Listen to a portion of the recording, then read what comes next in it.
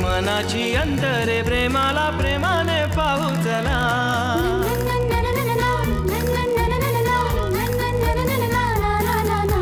मनाशी बोलते जगाला जोडते प्रेमाने जागते प्रेम नवे प्रेमाच्या गुपित नात्याचे गुपित प्रेमाला ठाऊक प्रेम हवे प्रेमाच्या देशात प्रेमाच्या भाषेत प्रेमाच्या सुरात बोलू चला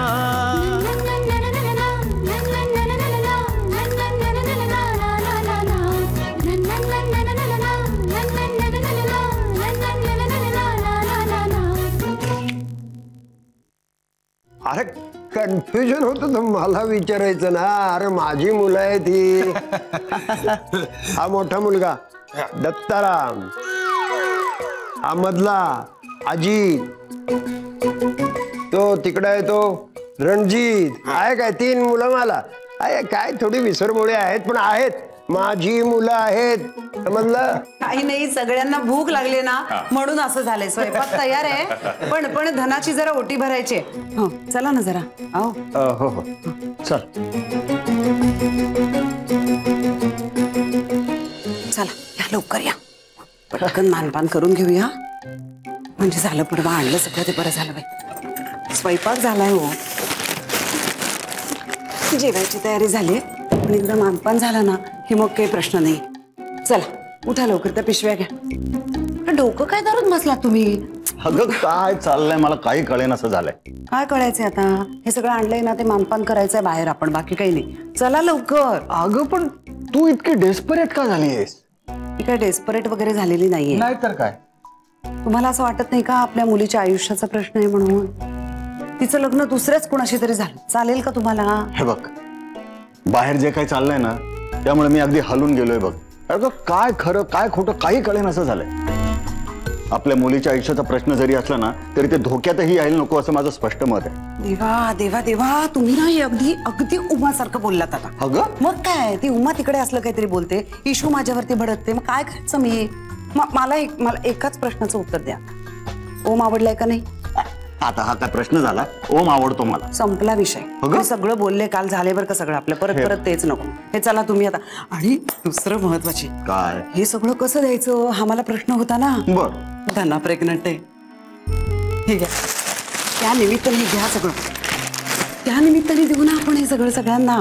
चला लवकर. सगळ्यांना आहेर करणारच आहेस का तू? म्हणजे काय सगळ्यांना आहेर करणारे म्हणजे काय कमालच करतो मी. त्यासाठीच आणलं नाही एवढं सगळं रिस्क घेऊन मी. एकच मिनिट. चला एकच मिनिट. घरातल्या सगळ्यांना बाजूला ठेवून आपण दोघंच हे सगळं परस्पर करतोय असं नाही ना व्हायचं? आपणच करायचंय परस्पर सगळं. अगं हे पण बोलून झालंय. आता परत परत विचारताय तुम्ही. आपण पुढाकार घ्यायला हवाय, तशीच परिस्थिती निर्माण झालीये. हे सगळं झालंय बोलून. अगं हो ग, पण चला आता तुम्ही ते घ्या सगळं. चला. आणि आणि आणि आणि आणि सर्वात महत्वाचं, उमा आणि वसंत भाऊजी यांनी काही जर प्रश्न विचारले ना कशालाही उत्तर द्यायचं नाही. बर ग बाई. हसत मुखाने शांतपणाने मी जे सांगेल तेवढंच करा. चला आता. हातात तबके माझ्या त्या पिशव्या घ्या सगळ्या तुम्ही. हसत चला. बाहेर पर्यंत. चला लवकर. मी धरू का एखादी? नको नको, मी आहे. चला या. इशू. हो दे दे.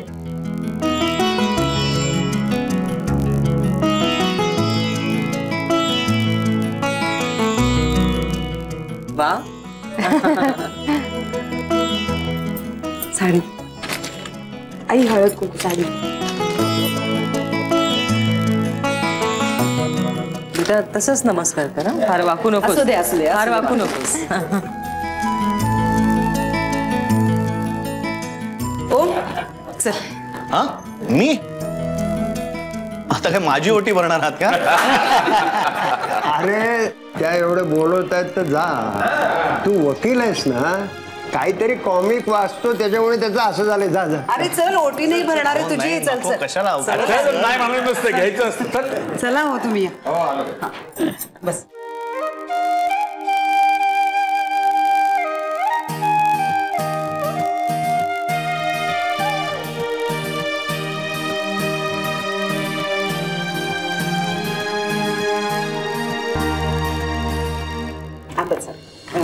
आता तुमची. हा अहो नाही नाही नाही नाही मला कशाला नाही नाही हा मान माझा नाहीये.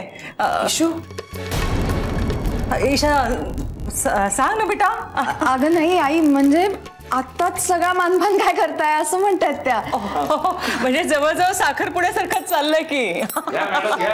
साखरपुडा हो हो साखरपुड्याचं आहे.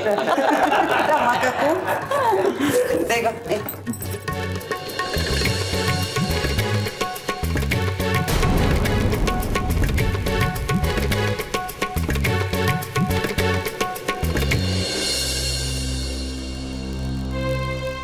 काय झालं आता तुम्ही तर नको नको नका म्हणून मुलाचे वडील आहात तुम्ही.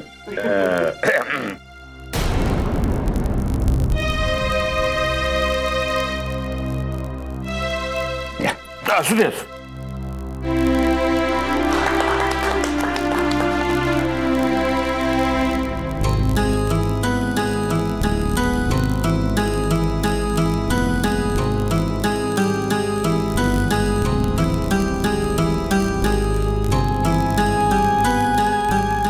आलो आलो या चला चला. मला हे बिलकुल आवडलेलं नाहीये. मलाही पटलेलं नाही आणि मान्य तर मुळीच नाही. तुम्हाला माहित होतं नाही असं होणार आहे. काय अहो काय काय बाहेर सगळं काय चाललंय. मानपान होत आहेत, ओट्या भरतायत, अजून कशात काही नाहीये आणि अलका सगळ्यांकरता काही ना काहीतरी घेऊन आलीये आणि समारंभपूर्वक त्या सगळ्यांना देते. तुम्हाला हा असा कार्यक्रम आहे माहित होतं ना. नाही ती म्हणजे अगदी साखरपुडा असल्यासारखं करते. कोणीतरी तिची कान उघडणी करणं गरजेचं आहे. या बाबतीत मात्र मी उमाच्या बरोबर आहे. अहो अजून त्या ओमचे वडील कुठले आपल्याला ओळखता येत नाही तर आपण अगदी आहेर द्यायला निघालो इकडे. आणि हे बघा अलकाचं हे सगळं पहिल्यापासून ठरलेलं होतं. नाहीतर आपल्या सगळ्यांना असं अंधारात ठेवून हे काही करायची गरज नव्हती तिला. उमा ललिता ही माणसं बाहेर बसलेली आहेत तेव्हा आवाजावर नियंत्रण ठेवा. बरं त्यांना कुणीतरी बोलवलं म्हणून ते आलेत त्यांचा काही दोष नाही. मुळात ईशाला किंवा अलकाला जर त्यांना इथं बोलवायचं होतं तर आपल्याला सगळं आधी व्यवस्थित सांगायला नको होतं का. अलकाने जो काय परस्पर ओटी भरायचा कार्यक्रम केलेला ना तो मलाही अजिबात आवडलेला नाही.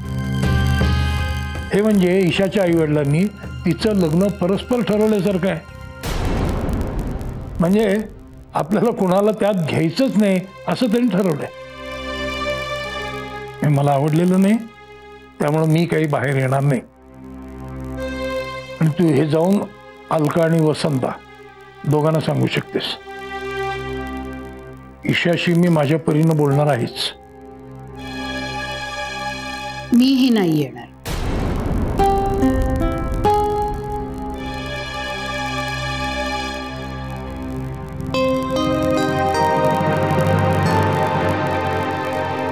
आजी सुद्धा आले असतं तर बरं झालं असतं. म्हणजे आम्हाला बरं वाटलं असतं. त्यांची भेट झाली असती. पण काय शेवटी त्यांची तब्येत महत्वाची, आराम महत्वाचा. आम्ही काय नंतर येऊन पुन्हा मुद्दाम भेटू द्या. ओमची बहीण काय करते. ती हे आपलं पुणा युनिव्हर्सिटीला मास कम्युनिकेशन. हो हो हो मी विसरली होते. हो हो तिला ऍक्टिंगची खूप आवड आहे ना. ईशा म्हणत होती मध्ये. आणि ते फील्ड आहे चांगलं आहे. म्हणजे खूप स्कोप आहे म्हणे त्याला. आमच्याकडे काय सगळे ऍक्टर्स आहेत ना. बाबा शेवटी मी सगळ्यांना म्हणलं एकासारखं एक काम करायचं नाही. त्यामुळे काय झालं या आमच्या ओम्याला मी वकील करून टाकला. झालं तर त्या मधूला मी ऍक्ट्रेस बनवून टाकली आणि मी स्वतः सायंटिस्ट असे. काय आहे प्रत्येकाची आवड जपणं हा मी आमच्या कुटुंबामध्ये नियमच करून टाकलाय ना वसंतराव. हा बाबा आणि मला विसरलातच की हो. आता सांगायचं ना की माझा मोठा पोरगा शिक्षक आहे. हा नेहमी विसरत आपलं. मला काय नाही धना माझी सून तिला बाळ होणार आहे काय नाहीच का आमचं काय. हा त्याला शिक्षक केला. हो माहितीये मला. आणि ओमचे काका काय करतात. हो सांगितलं ना मी ऍड एजन्सी मध्ये मी का. हा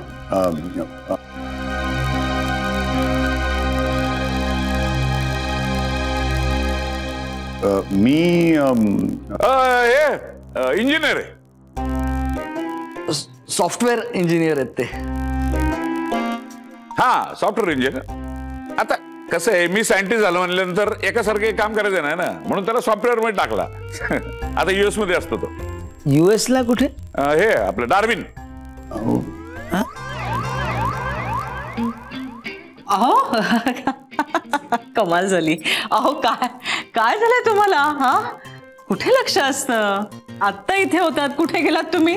अहो ते विचारतायत अजित भाऊजी अमेरिकेत कुठे राहतात. अच्छा, सायंटिस्ट असल्यामुळे डोकं ठिकाणावर नसतं ना. अजित भाऊजींना सांगू दे ना. बर बर. मी फ्लॉरिडाला असतो. इनफॅक्ट म्हणजे असं एका जागी बसण्याचं माझं कामच नाहीये, त्यामुळं I am on the move, सतत असं फिरतीवर असतो मी. अहो याच्या पायाला सतत भिंगरी, सतत अस्वस्थ असतो. मी मात्र खरा डॉक्टर आहे. हा आता प्रॅक्टिस करत नाही, म्हणजे आता सोसवत नाही, दगदग फार होते. अहो बरं का, यांची शेती आहे बरं का कोकणामध्ये, जयेश बघतात अधूनमधून. हो अगदी. हा सध्या शेतामध्ये मटार आलाय ना, मटार खूप, म्हणजे आम्ही त्याच्यावर प्रयोग चालू केलाय. एक्सक्यूज मी, मला जरा ॲडव्होकेट प्रभाकर देशमुखांना भेटता येईल का? खरं तर माझी पण इच्छा आहे अण्णांना भेटायची. जेवण झाल्यावर भेटलं तर चालेल का? प्लीज तुम्ही लोक जेवा, मी नाही जेवण. का? पथ्य जरा चालू आहे माझं. अरे बापरे, असं कसं? जेवायला तर पाहिजेच. आणि तिथं जेवणाची तिथं अण्णा भेटतील ना.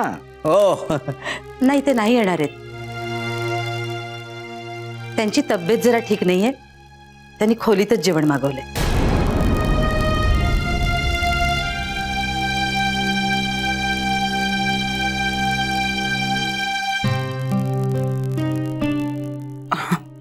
बरं मी जेवणाचं बघते आता. हा जेवूया आपण. आणि ओमचे काका जेवल्याशिवाय जायचं नाही बरं का. मी तयारी करते.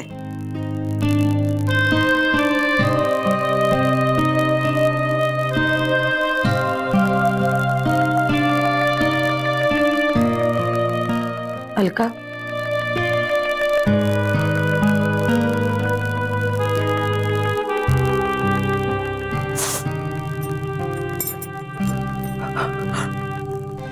वाट्या वगैरे घ्यायच्यात मला, मला जाऊ.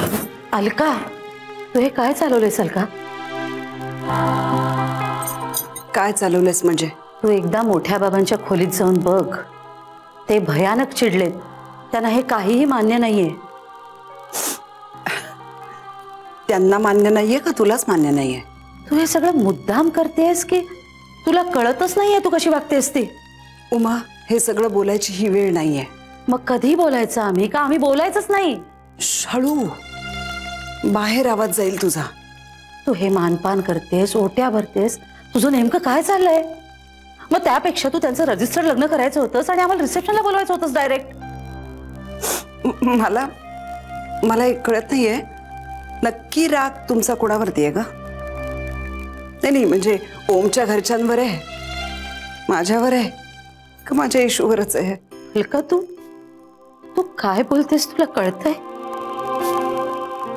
आणि हे बघ, हे माझं एकटीचं म्हणणं नाहीये. मोठ्या बाबांना सुद्धा तसंच वाटतंय आणि त्यांनी मला तुला निरोप द्यायला सांगितलं होतं. मी मोठ्या बाबांच्या खोलीत जाते, मी त्यांना समजावते. पण त्यांना म्हणू नकोस की त्यांचा ईशावर जीव नाहीये, त्यांना पण वाईट वाटेल. त्यांना कसं म्हणेन ग मी? कारण काय मला माहिती ना, माझ्या इतकंच तेही ईशाचं मन ओळखतात. ती सांगते त्यांना, येतील ते.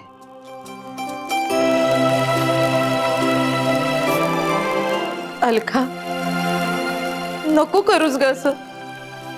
तुला खरंच कळत नाहीये तू काय करतेस.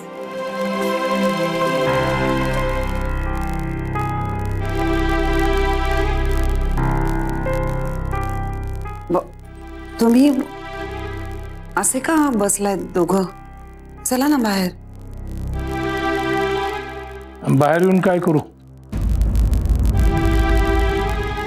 तुमच्या तालावर नाचू? मोठे बाबा, असं का बोलताय? उमा सांगत होती तू त्या सगळ्या लोकांचं मानपान करायला निघालीस. नाही अहो, ओमच्या भावाची बायको प्रेग्नंट आहे ना, म्हणून तिची ओटी भरली फक्त. आणि बाकीची लोक सुद्धा पहिल्यांदा आली आहेत ना आपल्याकडे, म्हणून काय त्यांचं मानपान करायचं? मानपान नाही हो आई. मग पण तिला काहीतरी दिल्यानंतर मग बाकीच्यांना नको का द्यायला? बरं दिसतं का हे? नाही पण तुला माहित होतं ना ते सगळे लोक येणार आहेत? नाही हो, मला नव्हतं माहिती. नाही, आणि तरी देखील प्रत्येकासाठी काही ना काही गोष्ट घ्यायला तुला वेळ झाला घाल का? निदान काय खोटं बोलायचं याची प्रॅक्टिस तरी करायची. वाईट याचं वाटतं की तू परस्पर गोष्टी ठरवतेस, जसं काही ईशाच्या भवितव्याची काळजी तुला एकटीलाच आहे. नाही तर काय. अगं अजून आपली धड त्यांच्याशी ओळख सुद्धा झाली नाहीये. ओमशी किती वेळा बोलले आपण सगळेजण? सांग मला. सरळ त्यांचा मानपान करायला निघालात. कमाल करता. मी काहीतरी हौसेने करायला गेले तर सगळेजण मलाच बोलतात. हौस? अगं हौस म्हणून कोणी मानपान करतं का ग अलका? आपण कोणाच्या तरी घरात पहिल्यांदा जातो तेव्हा काय आपल्याला धरून धरून सगळे आहेर देतात का? काहीतरी सांगते आपल्या. ललिता, हे बघ, तुझी हौस कोणी नाकारत नाही, पण बाकीच्यांना अंधारात ठेवून अशा परस्पर गोष्टी कोणी करतं का? ही आपल्या घराची रीत आहे का? बर, असो, तुम्ही जेवून घ्या, आम्ही इकडेच जेवू. मोठे बाबा, त्यांना काय सांगू मी आता? त्यांना काय सांगायचं याची पण प्रॅक्टिस केली असशील ना तू? मोठे बाबा, चला ना बाहेर. मी बाहेर येणं म्हणजे या सगळ्याला माझी संमती आहे असं वाटेल. तेव्हा मी आहे इथलंच ठीक आहे. तुम्ही घ्या जेवून. मी जरा कचेरीत बसतो.